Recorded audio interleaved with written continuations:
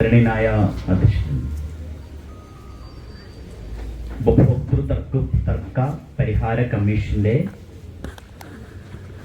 ബഹുമാനായ പ്രസിഡന്റും റാന്നിയിൽ ഞങ്ങളെ സംബന്ധിച്ച് ഞങ്ങൾക്കെല്ലാവർക്കും ഏറെ ആത്മബന്ധമുള്ള ഞങ്ങളെല്ലാം ബഹുമാനിക്കുന്ന അഡ്വക്കേറ്റ് ബേബിച്ചൻ വെച്ചുച്ചിറ ഈ ചടങ്ങിൽ സ്വാഗതം ആശംസിച്ച നമ്മളുടെ കമ്മീഷൻ അംഗം ഏറെ ബഹുമാനായ നിഷാദ് തങ്കപ്പൻ സാർ, തൊട്ടുമുമ്പ് വേദി വിട്ടുപോയ നമ്മുടെ ബഹുമാനായ municipal chairman advocate Zakir Hussain, bar അസോസിയേഷന്റെ ആദരണീയനായ സെക്രട്ടറി അഡ്വക്കേറ്റ് സിറാജുദ്ദീൻ സർ, പ്രിയങ്കരിയായ ജില്ലാ supply officer Shrimati Jayashree madam, consumer vigilance സെന്ററിന്റെ പ്രസിഡന്റ് അഡ്വക്കേറ്റ് ശാസ്താമഠം ശ്രീകുമാർ, ബഹുമാനായ അഡ്വക്കേറ്റ് ഷാജിമോൻ സർ, ശ്രീമതി സിന്ധു അനിൽ, ഇവിടെ വിധി ലഭിച്ചിട്ടുള്ള പ്രിയപ്പെട്ട ഗീതാ ഷാജി, ഷീജ റാഫി, ശ്രീ ജി ഉപേന്ദ്രനാഥ്, പ്രിയപ്പെട്ട ശ്രീമതി ദീപ എസ് അന്തുധൻ, തുടർന്ന് ക്ലാസ് എടുക്കുന്ന പ്രിയപ്പെട്ട ഗോപികൃഷ്ണൻ സാർ, ബഹുമാനായ സാംകോസ് സാർ, അതേപോലെ തന്നെ ഈ ചടങ്ങിൻ്റെ അവതാരകയായിട്ടുള്ള പ്രിയപ്പെട്ട അഡ്വക്കേറ്റ് ആനി മാഡം, അഭിഭാഷകർ, ഈ ചടങ്ങ് ക്ഷണിക്കപ്പെട്ടിട്ട് എത്തിയിട്ടുള്ളവർ, ഉപഭോക്താക്കളുടെ അവകാശവുമായി ബന്ധപ്പെട്ട് പ്രവർത്തിക്കുന്ന സംഘടനാ ഭാരവാഹികൾ, സഹോദരി സഹോദരന്മാർ, ഏറെ ആഹ്ലാദത്തോടെ ദേശീയ ഉപഭോക്തൃ ദിനമായ ഡിസംബർ 24 പ്രാധാന്യം നമ്മുടെ എല്ലാവരുടെയും മനസ്സിൽ ഉണർത്താനും ഇതുമായി ബന്ധപ്പെട്ട പ്രവർത്തനങ്ങൾക്ക് കൂടുതൽ ഉണർവ് പകരാനും സഹായിക്കട്ടെ എന്ന് ആഗ്രഹിച്ചുകൊണ്ട് ഈ ഒത്തുചേരൽ ഉപഭോക്തൃ അവകാശ ജാലകം എന്ന വിശേഷണത്തിൽ സംഘടിപ്പിച്ചിട്ടുള്ള ഈ ചടങ്ങ് ഉദ്ഘാടനം ചെയ്തതായി നിങ്ങളെ എല്ലാവരെയും അറിയിക്കട്ടെ. ഒരു പ്രഭാഷകനായി വേദിയിൽ നിൽക്കുമ്പോൾ അത് ദീർഘമാവുകയും വിരസമാവുകയും അതുവഴി കേൾവിക്കാരുടെ അവകാശങ്ങളെ അത് ലംഘിക്കരുത് എന്നുമുള്ള ഒരു ബോധ്യത്തിൽ ചെറിയ പ്രസംഗമായിരിക്കും സന്തുഷ്ട പ്രസംഗം എന്ന് ഞാൻ കരുതുകയാണ്.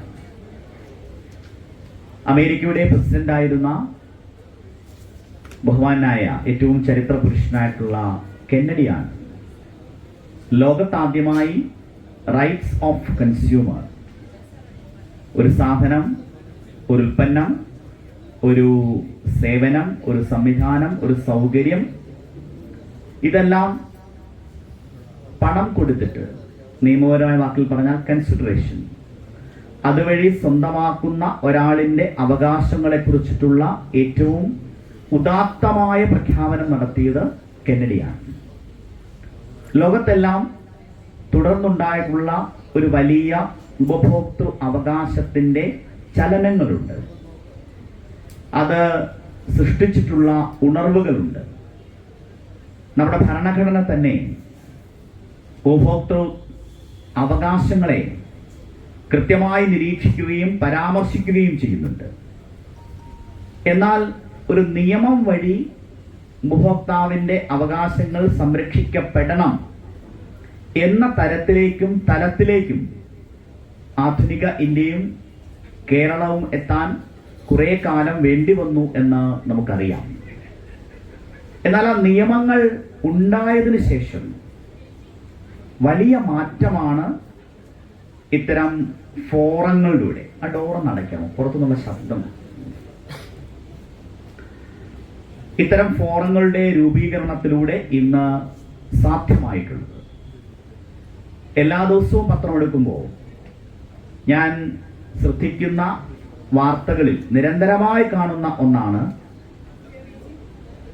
നമ്മളുടെ ജില്ലയിൽ നമ്മളുടെ ഉപഭോക്തൃ തർക്ക പരിഹാര ഫോറം എത്ര ഫലപ്രദമായിട്ടാണ് ഈ കാലയളവിൽ ആളുകൾക്ക് നീതി ലഭ്യമാക്കാൻ ഇടപെട്ടിട്ടുള്ളത്. ഞാൻ അക്കാര്യത്തിൽ ബിപിൻ സാറിനെയും അതിലെ കമ്മീഷൻ അംഗങ്ങളെയും ആദരവോടുകൂടി അഭിനന്ദിക്കുകയാണ്. ഒരാളെ അഭിനന്ദിച്ചാൽ കൈയടിക്കുന്നതിന് നമുക്കൊരു അവകാശ ലംഘനവും ഉണ്ടാവില്ല. കൈയടിക്കുമ്പോൾ നന്നായിട്ട് കൈയടിക്കുകയും ചെയ്യാം. നമ്മുടെ ഒരു ഹൃദയാഭിനന്ദനമാണ്. അതുകൊണ്ട് ഒരു തവണ കൂടി കൈയടിക്കണം ഞാൻ നിങ്ങളുടെ അഭ്യർത്ഥിക്കുകയാണ്. എനിക്ക് തന്നെ അറിയാവുന്ന MLA നിലയിൽ തന്നെ ഇടപെട്ടിട്ടുള്ള പല സഹകരണ സംഘങ്ങളിലുമുള്ള നിക്ഷേപം ലഭിക്കാതെ പോയവർക്ക്, പലപ്പോഴും സേവനങ്ങൾ വേണ്ടതുപോലെ ലഭിക്കാതെ പോയവർക്കൊക്കെ നമ്മുടെ ആദരണീയനായിട്ടുള്ള പ്രസിഡന്റ്, അദ്ദേഹവുമായി വലിയൊരു ആത്മബന്ധം എനിക്കുണ്ട്. റാന്നി മണ്ഡലത്തിൽ വെച്ചുച്ചിറലാണ് അദ്ദേഹം. ദീർഘകാലം റാന്നിയുടെ സാമൂഹ്യ രാഷ്ട്രീയ രംഗത്തിൽ നായകനായി നിന്ന ആളാണ്. അദ്ദേഹത്തോട് അക്കാലടൊപ്പം അദ്ദേഹത്തിന്റെ മക്കളുമായിട്ടാണ്, അവരുടെ നല്ല കൂട്ടുകാരാണ് കുട്ടികൾ. പക്ഷെ അദ്ദേഹം ഇത്തരത്തിൽ നടത്തുന്ന ഇടപെടൽ, വ്യക്തിപരമായ ഇടപെടൽ എന്നതിനൊപ്പം ഒരു സംവിധാനം എങ്ങനെയാണ് ന്യായത്തിന്റെ, ജീവത്തിന്റെ ഏറ്റവും അന്തസ്സത്തെയാകുന്ന നീതിയുടെ ഒരു വലിയ നീതിയുടെ നിർവഹണത്തിൽ ഏറ്റവും പ്രധാനമന്ത്രി ഓരോ പൗരനിലേക്കും നീതി എത്തുക. അതുകൊണ്ടാണ് നമ്മൾ കോടതികളെ നീതിന്യായത്തിന്റെ ക്ഷേത്രങ്ങൾ എന്ന് വിളിക്കുന്നത്. അതിന്റെ ഏറ്റവും ജനങ്ങൾക്ക് സ്പർശിക്കാൻ കഴിയുന്ന മുഖമായി നമ്മുടെ ജില്ലയിലെ തർക്കപരിഹാര കമ്മീഷൻ മാറിയിട്ടുണ്ട്. അത് പ്രസിഡന്റിനെയും നിഷാദ് സാറിനെയും അതിലെ മറ്റുള്ളവരെയും MLA എന്ന നിലയിൽ, നിയമനിർമ്മാണ സഭയിലെ അംഗം എന്ന നിലയിൽ ആദരവോടുകൂടി ഒരിക്കൽ കൂടി എന്റെ സ്നേഹാഭിനന്ദനം നേരുകയാണ്. ഉപഭോക്താക്കളുടെ ആരാണ് ഉപഭോക്താവിന്റെ നിർവചനങ്ങളിലേക്കോ അതിന്റെ നിയമപരമായ അവകാശങ്ങളിലേക്കൊക്കെ ഗോപികൃഷ്ണൻ സാറിന്റെ ക്ലാസ് പോകും. ഞാനതിൽ ഒരു കാര്യം മാത്രം സൂചിപ്പിച്ചുകൊണ്ട്, ആർട്ടിഫിഷ്യൽ ഇന്റലിജൻസിനെ കുറിച്ചാണ് നിഷാദ് സാറിന്റെ സ്വാഗതത്തിൽ ഒരു പരാമർശം വന്നത്. അതുകൊണ്ട് ഒരു ഉപഭോക്താവ് എന്ന നിലയിലുള്ള നമ്മളുടെ ഒരു കൺസ്യൂമർ ബിഹേവിയർ, അതിനെ പുതിയൊരു കാലത്ത്, ഒരു ടെക്നോളജിയുടെ കാലത്ത് നമ്മൾ എങ്ങനെയാണ് സമീപിക്കേണ്ടത് എന്ന കാര്യത്തിലുള്ള ഒരു ഉത്കണ്ഠ മാത്രം പങ്കുവെച്ചുകൊണ്ട് ഞാൻ ഈ പ്രഭാഷണം അവസാനിപ്പിക്കാം എന്നാണ് കരുതുന്നത്. We can sell water even as wine എന്നത് സെല്ലിങ്ങിലെ ഒരു പ്രധാനപ്പെട്ട, കുട്ടികളോട് പറഞ്ഞു കൊടുക്കാറുള്ള, MBA ക്ലാസ്സിലൊക്കെ പറഞ്ഞു കൊടുക്കാറുള്ള ഒന്നാണ്. നിങ്ങൾക്ക് വെള്ളത്തെ വേണമെങ്കിൽ വീഞ്ഞായി വിൽക്കാം, if you know how to manipulate selling. വെള്ളവും വീഞ്ഞുമായി ചേർന്നുള്ള കഥയിൽ പെട്ടെന്ന് മനസ്സിലേക്ക് വരുന്നത് ഓക്സ്ഫോർഡ് സർവകലാശാലയുടെ പുരാതനമായൊരു മുറി. ആ മുറിയിലിരുന്ന് യേശുദേവന്റെ അത്ഭുത പ്രവൃത്തികളെ കുറിച്ചെല്ലാം ഉപന്യാസം എഴുതാൻ അന്ന് വന്ന തിയോളജി വിദ്യാർത്ഥികളോട് പരീക്ഷ നടത്തുന്ന ആൾ പറയുകയാണ്, എല്ലാ കുട്ടികളും വെളുത്ത കടലാസിൽ കറുത്ത അക്ഷരങ്ങളായി യേശുദേവന്റെ അത്ഭുത പ്രവൃത്തികൾ എഴുതുമ്പോൾ ഒരു കുട്ടി മാത്രം നിശബ്ദനായിരിക്കും, ഒന്നും എഴുതാതെ. അപ്പോഴാണ് ഒരു ജാലകം തുറക്കുകയും ഒരു കാറ്റ് അകത്തേക്ക് വരികയും അദ്ദേഹത്തെ തഴുകി കടന്നു പോവുകയും ആ കടന്നു പോകുന്ന നിമിഷത്തിൽ ഒരു വരി എഴുതും. ആ വരി ഇതാണ്: when water met its master it blushed. നാഥനെ കണ്ട മാത്രയിൽ ജലം ചുവന്നു തുടുത്തു. വെള്ളം വീഞ്ഞായതിനെ കുറിച്ച് എഴുതപ്പെട്ടുള്ള ഏറ്റവും മനോഹരമായ കവിത എഴുതിയത് ലോർഡ് ബൈറനാണ്. പക്ഷെ ഉപഭോക്താക്കളുടെ ഒരു കാലത്ത് വെള്ളം വീഞ്ഞാവുക എന്ന രൂപാന്തരത്തിന്റെ അത്ഭുത പ്രവൃത്തിയല്ല, വെറും വെള്ളത്തെയും വീഞ്ഞായി അവതരിപ്പിക്കുക എന്ന ഒരു മാനിപ്പുലേഷൻ ഓഫ് സെല്ലിംഗ് ആണ് ആധുനിക കാലത്ത് നടക്കുന്നത്. ഒരു കോടതിയുടെ മുമ്പിൽ നിങ്ങളൊരു കൺസ്യൂമറായി വരണം എന്നുണ്ടെങ്കിൽ നിങ്ങളൊരു സേവനം, ഒരു ഉൽപ്പന്നം, ഒരു സംവിധാനം, ഒരു സൗകര്യം പണം കൊടുത്ത് വാങ്ങണം, അല്ല? അങ്ങനെയല്ല അതിൻ്റെ ഒരു നിർവചനം. ഒരു കൺസിഡറേഷൻ ഉണ്ടാകണം. നിങ്ങളങ്ങനെ ചെയ്യുമ്പോൾ മാത്രമാണ് നിങ്ങളൊരു കൺസ്യൂമർ ആകുന്നത്. പക്ഷെ ഞാനും നിങ്ങളും എനി ടൈം കൺസ്യൂമേഴ്സ് ആണ്. ഇപ്പോൾ 24/7 നിങ്ങളെ ഒരു കൺസ്യൂമറായി മാറ്റുന്ന ഒരു ലോകത്താണ് നാം ജീവിക്കുന്നത്. ഇവിടെ പേരിട്ടിരിക്കുന്നത് അവകാശ ജാലകം എന്നാണ്. ജാലകം എന്ന വാക്ക് ജാലിക എന്നതിലേക്ക് ഓർമ്മിപ്പിക്കുന്നുണ്ട്. ജാലിക എന്നുള്ളതിന്റെ ഇംഗ്ലീഷ് വെബ്സൈറ്റ് എന്നാണ്. നിങ്ങളൊരു സിനിമ ടിക്കറ്റ് കൊടുത്ത് കാണുന്ന ആളാകണം എന്നായിരുന്നു, നിങ്ങൾ തിയേറ്ററിൽ പോകണമായിരുന്നു. നിങ്ങൾ ഒരു കോഴ്സ് പഠിക്കണം എന്നുണ്ടെങ്കിൽ പണ്ട് നിങ്ങൾ പണം കൊടുത്ത് ഒരു ഇൻസ്റ്റിറ്റ്യൂട്ടിൽ ചേരണമായിരുന്നു. നിങ്ങൾ നിങ്ങളുടെ ഒരു മുഖത്തുണ്ടാകുന്ന കുരുക്കൾ അത് മാറുന്നതിനെ കുറിച്ച് നിങ്ങൾക്കൊരു സേവനം ലഭ്യമാകണമെങ്കിൽ പണം കൊടുത്തൊരു ക്ലിനിക്കിൽ പോകണം. എന്നാൽ ഈ സൗകര്യങ്ങളെയും സേവനങ്ങളെയും എല്ലാം നിങ്ങളിലേക്ക് എത്തുന്ന ഒരു ഉപകരണം നിങ്ങളുടെ കയ്യിലുണ്ട്. അതെന്താണ്? ഫോണാണ്. മൊബൈൽ ഫോൺ എന്ന ഡിവൈസ് വന്നതോടെ കൺസ്യൂമറിന്റെ നിർവചനം അത്ഭുതകരമായി മാറുകയാണ്. സിനിമ കാണാൻ നിങ്ങൾ തിയേറ്ററിൽ പോകണ്ട. നിങ്ങൾക്ക് ഈ പറഞ്ഞ സേവനങ്ങൾ വാങ്ങാൻ നിങ്ങൾ പോകണ്ട. ഒരു കോഴ്സ് ചെയ്യാൻ നിങ്ങൾക്ക് കോളേജിലോ പോകണ്ട. ഇന്ന് രാവിലെ അമേരിക്കയിൽ ഇറങ്ങിയ പത്രം വായിക്കാൻ നിങ്ങൾക്ക് ആ പത്രത്തിന്റെ സബ്സ്ക്രൈബർ ആകേണ്ട കാര്യമില്ല. We live in a world which is increasingly interconnected with technology. നാം ജീവിക്കുന്നത് സാങ്കേതിക വിദ്യയാൽ ബന്ധിപ്പിക്കപ്പെട്ട ഒരു ലോകത്താണ്. ആ ലോകത്ത് വിൽക്കലിന്റെയും വാങ്ങലിന്റെയും സ്വഭാവം മാറുന്നു. കുറെ കാലം മുമ്പ് വരെ വീട്ടിൽ ഭക്ഷണം എത്തിച്ചു തരുന്ന സ്വിഗ്ഗിയെ കുറിച്ച് പത്തനംതിട്ടക്കാർക്ക് ചിന്തിക്കാൻ പറ്റുമായിരുന്നു. ആമസോൺ കേട്ടിട്ടുണ്ടായിരുന്നോ പണ്ട്? എന്റെ പേര് മുമ്പിലിരിക്കുന്ന സുന്ദരിക്കുട്ടി ബിസ്മി. ബിസ്മി ഇപ്പൊ എങ്ങനെയായിരിക്കും ഒരു സാധനം പെട്ടെന്ന് സെർച്ച് ചെയ്യുന്നത്? ഗൂഗിൾ ചെയ്യും അല്ലെ? ദൈവമേ എന്നല്ല, ഗൂഗിളിൽ നിന്നാണ് ആളുകൾ വിളിക്കുന്നത്. അപ്പോ ഗൂഗിൾ ആണ്. പക്ഷെ ഗൂഗിളിന്റെയും കാലം മാറി. അവിടെയാണ് നിഷാസാറും അധ്യക്ഷനും പറഞ്ഞ AI വരുന്നത്, ആർട്ടിഫിഷ്യൽ ഇന്റലിജൻസ്. ആർട്ടിഫിഷ്യൽ ഇന്റലിജൻസിന്റെ ഒരു ഫോമാണ് ജനറേറ്റീവ് AI. അതൊന്നും ആളോട് പറഞ്ഞ് നിങ്ങളെ ഭയപ്പെടുത്താൻ ഉദ്ദേശിക്കുന്നില്ല. പക്ഷെ ഒരു കാര്യം ഞാൻ പറയാം. നിങ്ങൾ ശ്രദ്ധിച്ചിട്ടുണ്ടോ? നിങ്ങൾ ഫേസ്ബുക്ക് ഉപയോഗിക്കുന്നു, യൂട്യൂബ് ഉപയോഗിക്കുന്നു, സ്റ്റാഫ് അല്ലേ? നിങ്ങൾ ആലോചിക്കുന്നൊരു കാര്യം നിങ്ങളുടെ ഫോണിൽ റീൽസായി വരുന്നു എന്ന് തോന്നിയിട്ടുണ്ടോ? ഇല്ലേ? നമ്മൾ വിചാരിക്കുന്നത് എങ്ങനെയാണ് ഞാനിത് ആലോചിച്ചു എന്ന് എൻ്റെ ഫോൺ എങ്ങനെയാണ് കണ്ടുപിടിച്ചത്, അല്ലേ? ഇങ്ങേറ്റം നിൽക്കുന്ന ആളിന് ഇപ്പോ ജങ്ക് ഫുഡ് ഇഷ്ടമാണെന്ന് ഞാൻ ചോദിക്കുന്നില്ല, എന്നാലും ഇഷ്ടമാണെന്ന് എനിക്ക് തോന്നുന്നു, അല്ലേ? ചെറുതായിട്ട് ഇഷ്ടമാണ്. ഫ്രൈഡ് ചിക്കൻ ഇഷ്ടമാണെന്ന് വിചാരിച്ചു. KFC പറഞ്ഞപ്പോൾ തന്നെ മുഖത്ത് ഇഷ്ടമാണ്. പേരെന്താ? ബുർഖാല. നല്ല മനോഹരമായ പേരാണ്. ഞാൻ പണ്ട് അറബി കൗതുകത്തിന് വേണ്ടി പഠിച്ചിട്ടുണ്ട്. അപ്പൊ അറബിയിൽ അന്ന് ഒരു വായിച്ച കഥയിൽ ഈ പേരുണ്ടായിരുന്നു. എൻ്റെ പെണങ്ങത്തിൽ റാന്നിയാണോ വീട്? അല്ല. അപ്പൊ ഒട്ടു പോകത്തില്ല. അപ്പൊ എന്തായാലും ഇനി പറഞ്ഞിട്ട് അവസാനം ഒരു പ്രസംഗം കാരണം ബുർഖാനയ്ക്ക് ഫ്രൈഡ് ചിക്കൻ ഇഷ്ടമാണെന്ന് വിചാരിച്ചു. ഫ്രൈഡ് ചിക്കൻ ഇഷ്ടമാണെന്ന് ബുർഖാന വിചാരിച്ചാൽ ബുർഖാന്റെ ഫോണിൽ പിന്നെ വരുന്നതെല്ലാം തോന്നിയിട്ടുണ്ടോ? യെസ്. അതാണ് ആർട്ടിഫിഷ്യൽ ഇന്റലിജൻസിന്റെ പ്രത്യേകത. ഭയപ്പെടുത്തുന്നതാണ്. T.S. Eliotന്റെ വേസ്റ്റ് ലാൻഡ് എന്ന കവിതയിൽ ഒരു വരിയുണ്ട്, I can show you fear in a handful of dust. ഇവിടെ അങ്ങനല്ല, I can show you fear when you live in the world of AI. നിങ്ങൾ എന്ത് വാങ്ങണം എന്നല്ല, എങ്ങനെ ജീവിക്കണം എന്ന് നമ്മൾ അറിയാതെ ആരോ തീരുമാനിക്കുന്നു എന്നുള്ളതാണ് അതിന്റെ പ്രത്യേകത.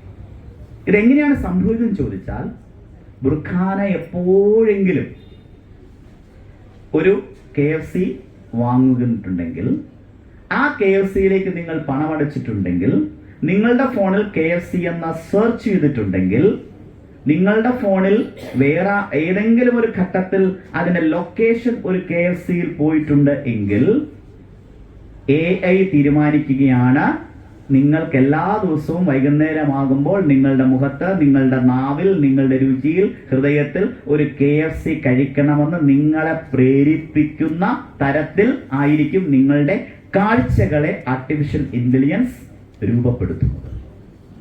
അതിനെയാണ് മാനിപ്പുലേറ്റിംഗ് കൺസെന്റ് എന്ന് പറയുന്നത്. ഇതിന്റെ ഒരു പുസ്തകമുണ്ട്. ഞാൻ ആ പുസ്തകത്തെ കുറിച്ച് ദീർഘമായി പോകുന്നില്ല, കാരണം ചുരുക്കി പ്രസംഗിക്കണം എന്നുള്ളതുകൊണ്ട്. ഒരു മനോഹരമായ പുസ്തകം അടുത്ത കാലത്ത് വായിച്ചാണ്, ഡിസൈൻ ഓഫ് തിങ്കിങ് എന്നാണ് പുസ്തകം. നിങ്ങൾ എങ്ങനെ ചിന്തിക്കണം എന്ന് ആളുകൾ തീരുമാനിക്കും.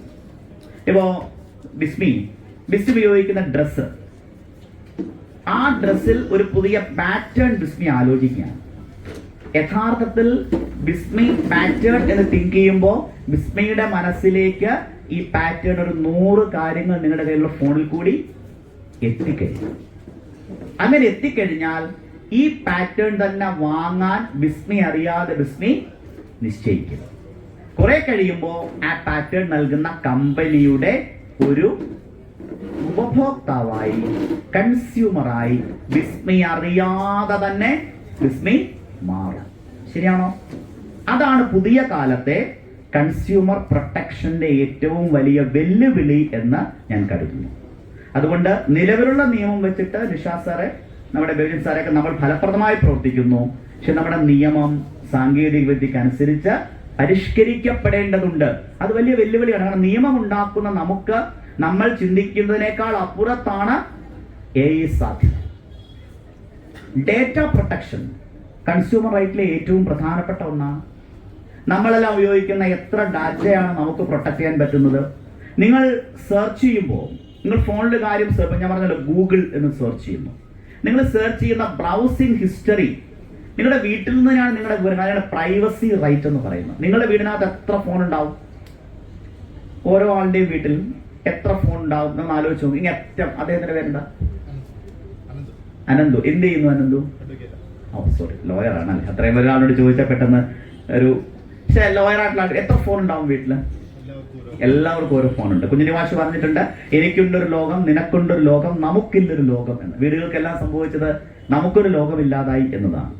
ഈ ഓരോരുത്തർ ഉപയോഗിക്കുന്ന ഫോണിലൂടെ എന്തുമാത്രം ഡാറ്റ ആയിരിക്കും അല്ലെ? ഇപ്പൊ വീട്ടിലൊരു കുഞ്ഞുണ്ട്.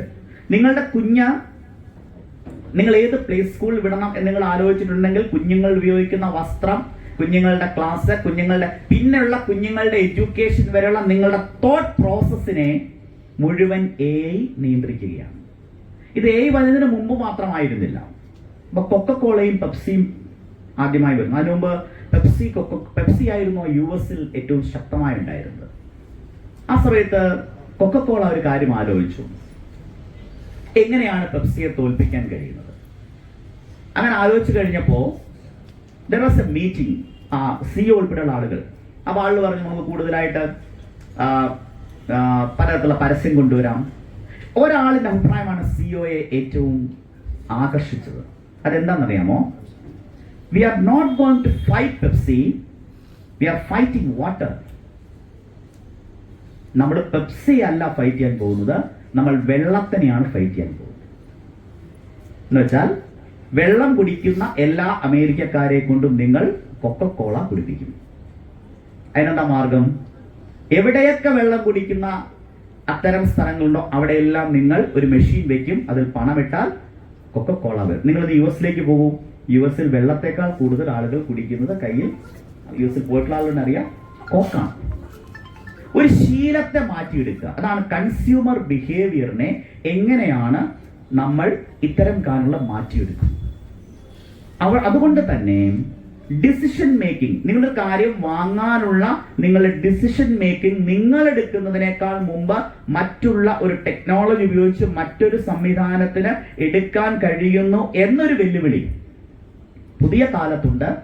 അതുകൊണ്ട് തന്നെ നമ്മളുടെ ലീഗൽ ഫ്രെയിംവർക്കുകൾ, നമ്മളുടെ കൺസ്യൂമർ പ്രൊട്ടക്ഷന് വേണ്ടിയിട്ടുള്ള സംഘടനകളുടെ പ്രവർത്തനങ്ങൾ, ഞങ്ങളെപ്പോലുള്ള MLA-മാർ ഇക്കാര്യത്തിൽ നടത്തുന്ന നിയമപരമായ ഇടപെടലുകളെല്ലാം പുതിയ കാലത്ത് നിർവചിക്കപ്പെടേണ്ടത്. ഓൺലൈൻ തട്ടിപ്പുകളെ കുറിച്ച് കൂടി പറയണമെന്നുണ്ട്. സമയം പോയതുകൊണ്ട് ഞാൻ ആ ഭാഗത്തേക്ക് പോകുന്നില്ല. ഗോപികൃഷ്ണൻ സാറ് അത് സ്പർശിക്കും എന്ന് ഞാൻ വിചാരിക്കുന്നു. ഇല്ല, കാരണം ഇപ്പൊ തന്നെ ആവശ്യമുള്ള സമയം. അപ്പൊ ഈ ഒരു കാലത്ത് കൺസ്യൂമറിന്റെ മുമ്പുണ്ടായിരുന്നെങ്കിൽ, ഇപ്പൊ പ്രമോദ് നാരായണൻ എന്ന വ്യക്തിയുടെ ഒരു ഐഡന്റിറ്റിയാണ് കൺസ്യൂമർ എങ്കിൽ, എനിക്കുള്ള എൻ്റെ വെർച്വൽ ഐഡന്റിറ്റി, എൻ്റെ ഫോണിൽ, എൻ്റെ സോഷ്യൽ മീഡിയയിലൊക്കെയുള്ള എൻ്റെ വെർച്വൽ ഐഡന്റിറ്റി കൂടി കൺസ്യൂമർ പ്രൊട്ടക്ഷനകത്ത് പ്രധാനപ്പെട്ടതായി മാറുന്നു എന്നതാണ് ഏറ്റവും നമ്മുടെ മുമ്പിലുള്ള ഒരു വെല്ലുവിളി എന്നുകൂടി സൂചിപ്പിച്ചുകൊണ്ട് ഉപഭോക്തൃ ദിനമായി നമ്മൾ ആചരിക്കുന്നത് നമ്മുടെ നിയമം നടപ്പിലായതിൻ്റെ ഒരു പ്രധാനപ്പെട്ട അതിൻ്റെ ഒരു സവിശേഷതയിൽ ആ ഓർമ്മകൾ കൂടി വന്നുകൊണ്ടാണ്. യഥാർത്ഥത്തിൽ കേന്ദ്ര ഗവൺമെന്റും സംസ്ഥാന സർക്കാരും ഏറ്റവും കൂടുതൽ ഇന്ന് ഇടപെടുന്ന ഒരു മേഖലയാണ്. നിയമസഭാ കമ്മിറ്റിയുടെ ചെയർമാൻ എന്ന തരത്തിൽ കഴിഞ്ഞ 3 വർഷം ഏറ്റവും ഇടപെട്ടൊരു മേഖല എഡ്യൂക്കേഷനാണ്. രണ്ടാമത്തേതാണ് നമ്മളുടെ മായം ചേർക്കൽ, ഭക്ഷണത്തിലൊക്കെയുള്ള ഗുരുതരമായ മായം ചേർക്കലിനകത്ത് നടത്തിയ ഒരു ഇടപെടൽ. അത് നമ്മളുടെ ഒരു പെർവ്യൂവിൽ വരും എന്നാണ് ഗോപികൃഷ്ണൻ സാർ. ഏറ്റവും പ്രധാനപ്പെട്ട ഒന്നാണ്. ഷവർമ കഴിച്ച് കേരളത്തിൽ മരിച്ച ആളുകളുടെ എണ്ണം, എന്നാൽ ഇങ്ങനെ വാങ്ങിക്കഴിക്കുന്നതിനേക്കാൾ ബുർഖാൻ വിചാരിക്കും വീണ്ടും ഇയാൾ ഷവർമയിലേക്കാണല്ലോ പോകുന്നത്, ഇനി എന്നോട് ചോദിക്കൂ എന്നാണ്. ഷവർമ നമ്മൾ താല്പര്യമുള്ളവർ കഴിക്കും. നമ്മളെല്ലാം ഓരോ ദിവസവും കഴിക്കുന്ന കുടിക്കുന്ന പാലിൽ, കുടിക്കുന്ന വെള്ളത്തിൽ, അകത്തുപയോഗിക്കുന്ന പച്ചക്കറികളിൽ, ധാന്യങ്ങളിൽ, ശ്വസിക്കുന്ന വായുവിൽ വരെയുള്ള അപകടകരമായ തരത്തിലുള്ള വിഷാംശം യഥാർത്ഥത്തിൽ ഒരു വലിയ ഉപഭോക്തൃ പ്രശ്നവും ഒരു മനുഷ്യാവകാശ പ്രശ്നവുമാണ്. യഥാർത്ഥത്തിൽ ഇക്കാര്യത്തിൽ വലിയ ഗൗരവമായ ഇടപെടൽ നാം നടത്തേണ്ടിയിരിക്കുന്നു. വിഷത്തിൽ മുങ്ങിയ വൃത്തിയുള്ള പച്ചക്കറികൾ അടുക്കളയിലേക്ക് കടന്നു വരുമ്പോൾ തൻ്റെ ആരോഗ്യത്തിനുള്ള അവകാശം, ജീവിക്കാനുള്ള അവകാശം, ശുദ്ധമായ ഉൽപ്പന്നങ്ങൾ ലഭിക്കാനുള്ള അവകാശം, താൻ നൽകുന്ന പണത്തിനനുസരിച്ചുള്ള മൂല്യം തന്റെ ഉൽപ്പന്നത്തിന് ഉണ്ടാകണം എന്ന അവകാശം, ഇതെല്ലാമാണ് യഥാർത്ഥത്തിൽ നിഷേധിക്കപ്പെടുന്നത്. അതും ഉപഭോക്തൃ സംരക്ഷണവുമായി ബന്ധപ്പെട്ട ചർച്ചകളിൽ ഉയർന്നു വരേണ്ട ഒന്നാണ്. ഇക്കാര്യത്തിൽ കൂടുതൽ സൗകര്യങ്ങൾ ഉണ്ടാകണം, എൻഫോഴ്സ്മെന്റ് നന്നാകണം, കൂടുതൽ ലാബുകൾ വരണം, ആളുകൾക്ക് കൂടുതൽ അവകാശ ബോധമുണ്ടാകണം, കൃഷിയിലേക്കിടയ്ക്ക് മടങ്ങിപ്പോകാൻ, അത്തരം ഒരുപാട് കാര്യങ്ങളുണ്ട്. ഏതായാലും ഉപഭോക്തൃ സംരക്ഷണ നിയമങ്ങൾ വളരെ ഗൗരവത്തോടെ, എനിക്കൊരു സർവീസ് ലഭിച്ചാൽ, ഒരു TV വാങ്ങുന്നു, ഞാൻ വിചാരിക്കുന്ന ക്വാളിറ്റി ഇല്ല, ഞാൻ വാങ്ങുന്നൊരു സാധനം, ഒരു സേവനം എടുക്കുന്നു, അതില്ല, എന്റെ പണം, ഇവിടെ ഞാൻ പറഞ്ഞല്ലോ ബേബിജൻ സാറിന്റെ വിധിയിൽ പ്രധാനം പണം സംരക്ഷിക്കപ്പെട്ടിട്ടില്ല, ഞാൻ യാത്ര ചെയ്യുന്നു, പറഞ്ഞ തരത്തിലുള്ള സർവീസ്, ബാംഗ്ലൂരേക്ക് പോകുന്നൊരു ബസ് നിങ്ങൾക്ക് ആ സമയത്ത് നിങ്ങളെ എത്തിച്ചില്ല. അങ്ങനെ ഒരു ഉപഭോക്താവിന്റെ സർവതല സ്പർശിയായ അവകാശങ്ങളെ കുറിച്ചിട്ടുള്ള വലിയ അവബോധം ജനങ്ങൾ സൃഷ്ടിക്കാൻ നമ്മുടെ ഫോറത്തിന്റെ ഇടപെടൽ സഹായിച്ചിട്ടുണ്ട്, സംഘടനയുടെ ഇടപെടൽ സഹായിച്ചിട്ടുണ്ട്, ആക്ടിവിസ്റ്റുകളുടെ ഇടപെടൽ സഹായിച്ചിട്ടുണ്ട്. അങ്ങനെ നമ്മൾ യോജിച്ചു നിന്ന് ഈ ഒരു പൗരബോധവും പൗരാവകാശവും കൂടുതൽ സംരക്ഷിച്ചുകൊണ്ട് മുന്നോട്ട് പോകാൻ ഈ ദിനാചരണം സഹായിക്കട്ടെ എന്ന് ആഗ്രഹിച്ചുകൊണ്ട് സമ്മേളനത്തിലേക്ക് എന്നെ ക്ഷണിച്ചത് വലിയൊരു അംഗീകാരമായി കാണുന്നു. നിങ്ങളെല്ലാവരെയും കാണാനുള്ള സന്തോഷം അറിയിച്ചുകൊണ്ട്, ഒപ്പം ക്രിസ്മസിന്റെ തലേന്നാണ് നാം ഒരുമിച്ച് ചേരുന്നത്. ക്രിസ്മസ് നവവത്സര ആശംസകൾ കൂടി നേർന്ന ഞാൻ എൻ്റെ വാക്കുകൾ അവസാനിപ്പിക്കുന്നു. സ്നേഹ അഭിവാദ്യം.